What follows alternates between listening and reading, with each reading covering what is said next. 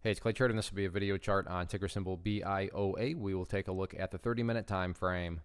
Real quick, what do I mean by 30-minute in case maybe you're new to charts? Instead of each one of these candlesticks here representing 1 day's worth of price action, which is what you would normally see, each one represents 30 minutes. So while this here may look like several days worth of time, it's actually just today's price action broken down into 30-minute time slices.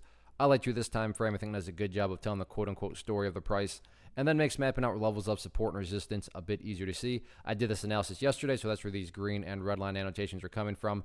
And nice move today in terms of terminology of technical traders. Got a pattern breakout, the pattern being this channel that I talked about in yesterday's video, and then this morning broke above it, slightly pulled below it, and then got back above it. Final 30 minutes, not the best. You can see this red candle here, sellers step back in, but still, when the dust is all settled, the price is higher than where it was.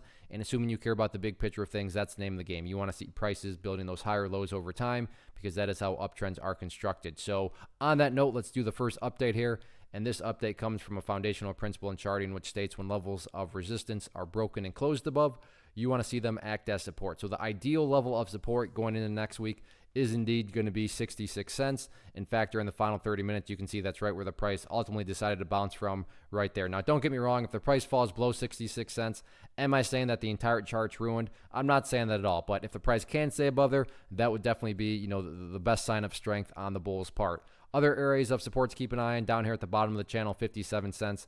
But I'll leave it up right now, but it's almost kind of pointless to leave that one there, given that it's now broken outside of the channel. So why even bother talking about the the bottom of the former channel that it broke out of? But more so, kind of a near-term level of support in the event 66 cents cannot hold is going to be the purple line right there, which is the famous 50-period simple moving average. Keyword there being moving. So as time goes by, as long as that price remains above the purple line, then from the grand scheme of things perspective, the bulls are in full control of the chart. What about areas of resistance going into next week?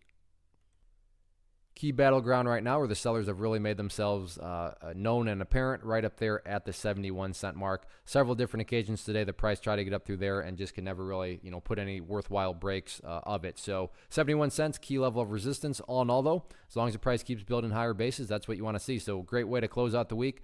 Let's see if the bulls can build upon this momentum next week. One of the biggest questions that I get is, hey Clay, how do you find the stocks that you trade? So what I've done is put together a free resource guide where I talk about the tools that I use to locate stocks that I find interesting and think may have potential. So if that sounds like something that could add value to you as a trader, then click on the image that is up on the screen right now and I will email you the guide. The guide itself is very short and to the point, and best part, it's completely free. Thanks for watching the video. Let me know if you have any questions.